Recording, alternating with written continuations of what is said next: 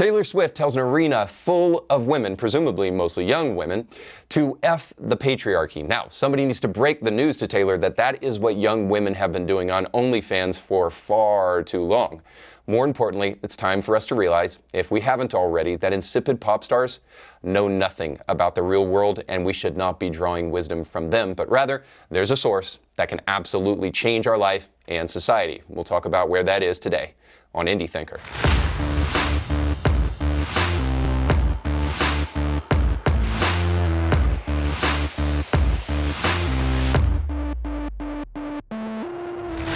Welcome to Indie Thinker. My name is Reed Huberman. Don't forget to like, share, and subscribe. Now, I want to start with a brief story to kind of kick things off today. At the height of the pandemic, a guy named John Asbill had been diligently working in the sweltering Arizona heat for a Boston construction firm. Men like Asbill were considered essential labor at the time and got no breaks, only increased hours and hard labor, of course, amid a worker shortage. But men like Asbill are the forgotten heroes of our country. Sincerely, they toil hard and they get little pay, and they make this country run smoothly by building roads, bridges, buildings, and the air conditioners that make these buildings cool, and so much more. Men like Asbill are the backbone of America, but if you listen to coastal elites, especially in blue cities, men like him are nothing more than Trump-voting fascists, maybe Christian nationalists. They cling to their guns and their Bibles. They're deplorable, and they're taking America down a dark path. They are the threat to democracy. Asbill and men like him must be stopped, not praised, for all they do to serve our country. So, sleep-deprived and overwhelmed one day, Asbill packed a lethal means to harm himself while he was at work in his lunch sack, and then he prepared to walk out the door. But as he was doing so, his young daughter yelled out to him and said, "Daddy, don't leave. I want you to stay home today." And so he decided to do that. He did, and his decision probably saved his life. It provided a moment of clarity for Asbill, who then sought out help from a friend. And now he travels around the country to share his story in the hopes that more men will continue to carry on these essential tasks, and will even do so in the face of mounting pressure and the pressures upon them to do their jobs well.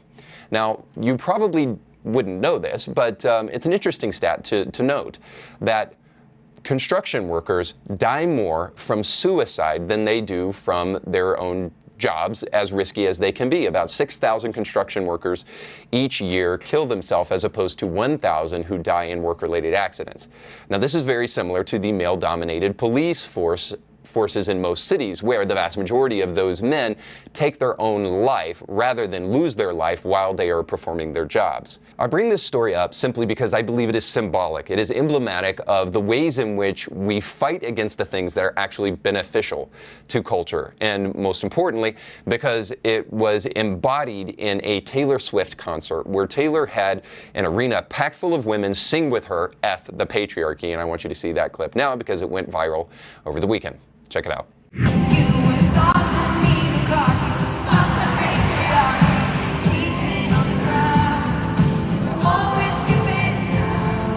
All right, so that's the clip. Taylor leading tens of thousands of her fans to blindly chant F the patriarchy.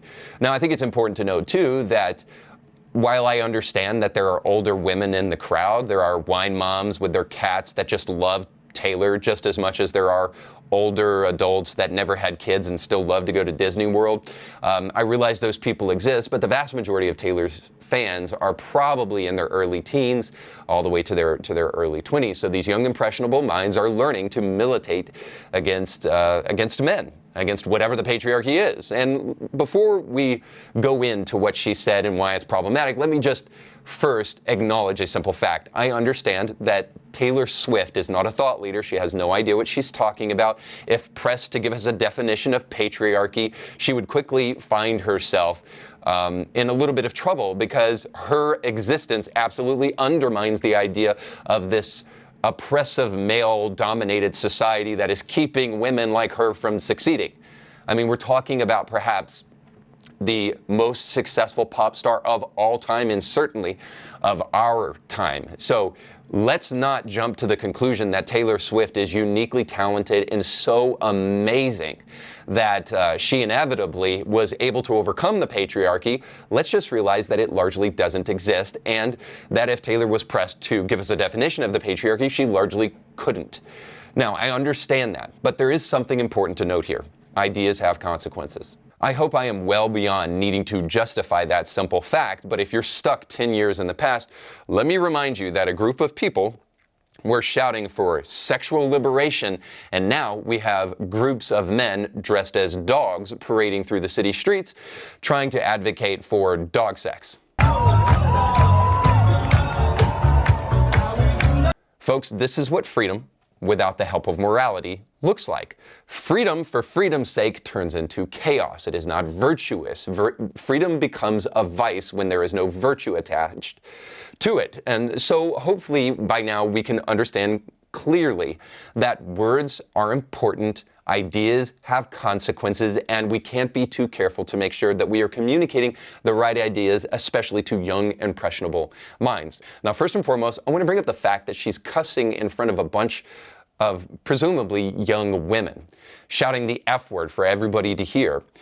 Now, there are many in our society today where this is becoming all too common. In fact, I hear adults cussing in front of their kids, and not just cussing in front of their kids, but cussing at their kids, talking to them like they're dogs.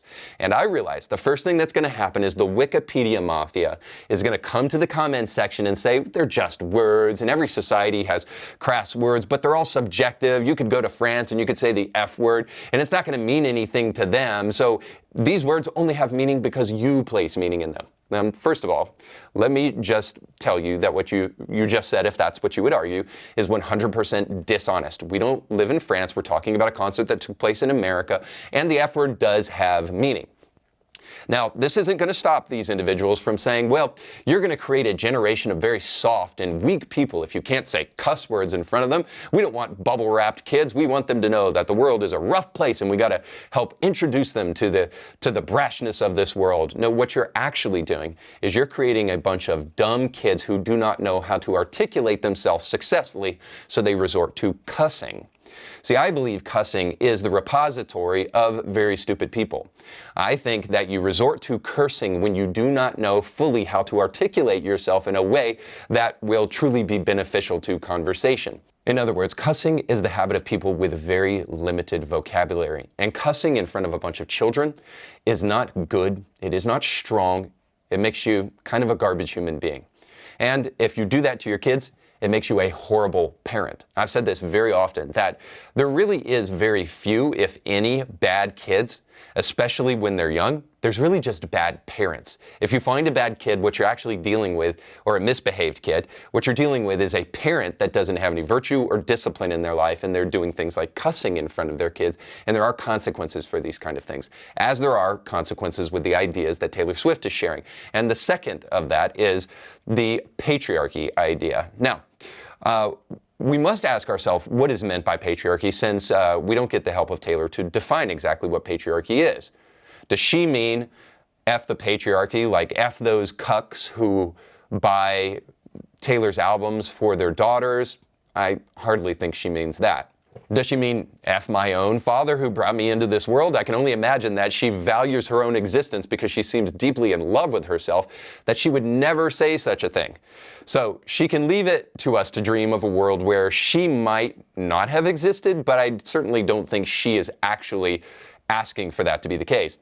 Now, is she saying F the men? Now, the men, like Toby Keith and others who helped her establish her career, without which nobody would even know who she is today. Let's face it, I don't think she does mean that, because men helped her get to where she is, and if it weren't for men, she wouldn't be where she's at. Does she mean F, powerful forces that wield cultural power?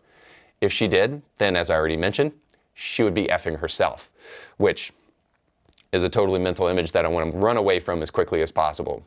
So almost assuredly, what Taylor means here, even though we shouldn't give her too much credit, she almost assuredly means this: F men. She means girl power, girl bosses. So she isn't asking for equality under the law. Women have that. And if you don't think that's true, tell me exactly what a man can do in America today that a woman can't do, besides P, standing up without making an incredible mess. But if you want to blame anybody for that, don't blame society for that. Don't blame men for that. You can blame God for that one. And there's really not much you can do about it. You can shake your fist at nature if you want, like many in the trans cult, but it's not going to help you very much because you can't change it. And you certainly can't change it by militating against men, which is exactly what Taylor is doing. And feminists have been saying this for years. So I think it's perfectly appropriate to couch what Taylor is saying within the feminist movement. And the feminists, when they have said men are not going to oppress us for years, they didn't mean we need the right to vote and the right to go to the workplace. What they mean is that we fight for the right to cuss and to be exactly like men, to sleep around, to act brutish, and more. And all of that isn't progress, it's regress. Because women aren't men. And no matter how hard you try to make women men, they never will be men because they are different. So we can be equal under the law, but in terms of our being, we are not equal in that sense. We are different entities, men and women. And this shouldn't be so controversial today. It should be obvious. And anybody that has been paying attention to, well, I don't know, thousands of years of history would understand that men and women are emotionally different, they are biologically different, and they're different in almost every way that you could possibly imagine. But the idea of trying to insist that women are not just equal to men under the law, but equal in their nature to men, feminists have actually done an amazing amount of damage in order to argue that idea. So, prior to second wave feminism storming onto the scene in the 1960s, the crude divorce rate was around 2.2%. 20 years later, that rate had spiked to 136%. Welcome to the 80s, everybody. In the 1960s, 200 babies were aborted. Within the span of about 15 years, the death toll of abortions had spiked to around 300,000, and in the present, more than 60 million babies have been aborted. And most ironic of all, second-wave feminists are responsible for the trans movement. That's right. If you want to know who to thank for the destruction of women's bathrooms, women's sports, women's rights as a whole, look no further than radical feminists who, like Shulamith Firestone said, the feminist revolution must be not just the elimination of male privilege, but the elimination of the sex distinction itself. So when Taylor says F the patriarchy, she almost assuredly doesn't mean that women should have the right to vote and be able to go into the workforce, because I don't know if you've been paying attention, but that's been around for a long time now. She almost assuredly means what modern day feminists mean, which is that we are going to show men that we can be just like them and that there is no difference between us. We're just as strong as them. We can be protectors like them. In fact, we can even have male genitalia. And that is a very dangerous idea for each and every one of us in society, because it shakes your fist at God and against the created order. And whenever you do that, you are cruising for a bruise. And that fist that you're shaking at God will quickly turn around and punch you directly in the face, hopefully as we're seeing more and more. Now, G.K. Chesterton said this, and I think it's really important to understand within the context of what Taylor said. He said this, that when men quit believing in God, that means only that they will believe in anything.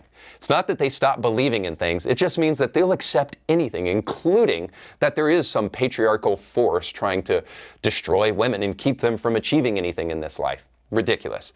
So if I am right, and that ideas do have consequences, then we as a society are going to have to decide from what font of wisdom do we want to drink from? Is it from the font of wisdom of feminists like Taylor Swift? Or is it something deeper than that, something realer than that, something good for us? And do you want your kids drinking from that font, especially? Now, I realize the older I get, the more I will sound like those who have come before me and say, why in the world are we looking up to this person? Why are you looking up to Ice Cube or Eazy-E, as my parents said. But this is particularly important here when the people who are speaking into our lives are lying to us. And by the way, this was a problem all the way back in Plato's time. While many wanted to praise the wealthy and the successful and the famous of Plato's day, Plato said, hey, the morality of these people is severely lacking, what with all the raping of boys and women. So maybe we need a different group of people to look up to. And so he developed something called the Guardians, not these guys, but a group of men who would be philosopher kings, men who were wise, who had sober moral character, who could speak into issues of importance with intelligence. And these were the ones who were to be idolized in a society, for lack of a better way of putting it. He would look up to these people, and they would be the kind of pattern for which we could emulate our society after. And Plato believed that this was the only way to truly create a just society, was to make sure that we were looking up to the right people because the things that they had to say were worth hearing. Which is why I urge you not to listen to Taylor.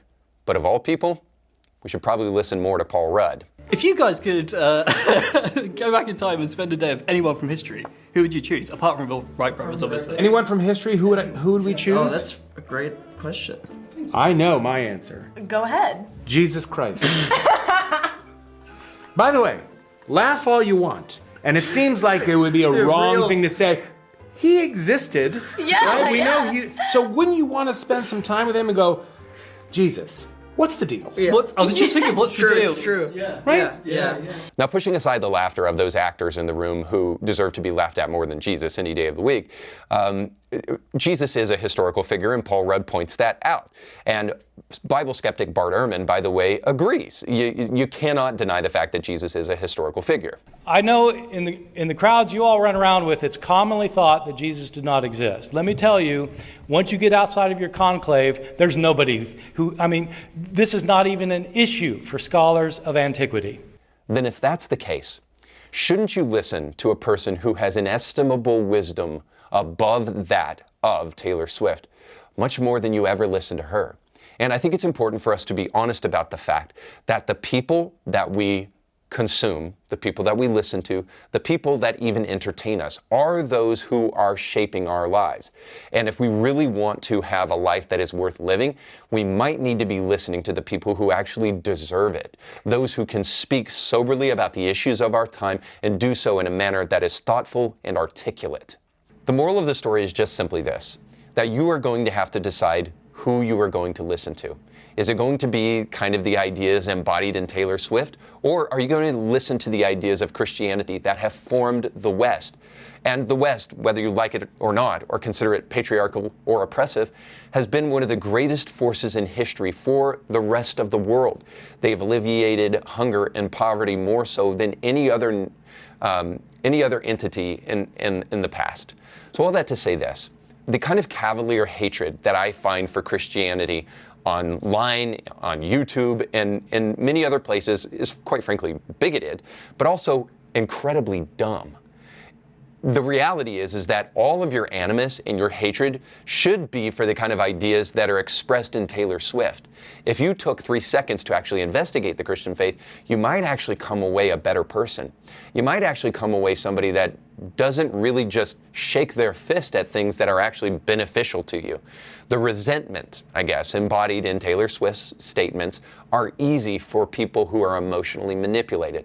But for those who care about the truth, they will find a home in the Christian truths found in Scripture, and most importantly, in the man Christ himself. The Bible says this, eat honey, for it is sweet. In other words, eat of the thing that is going to be the most beneficial to you, and do not resist it. Well, that's all the time we have for today. Thanks so much for watching. Don't forget to like, share, and subscribe. And don't forget to check out our sponsors today. One of the ways that we keep this show free and continually improving is through the help of our sponsors. So you can check them out, show them a little bit of love. And today we've got a great mortgage company that can help you refinance or purchase a new home. But most importantly, go with God.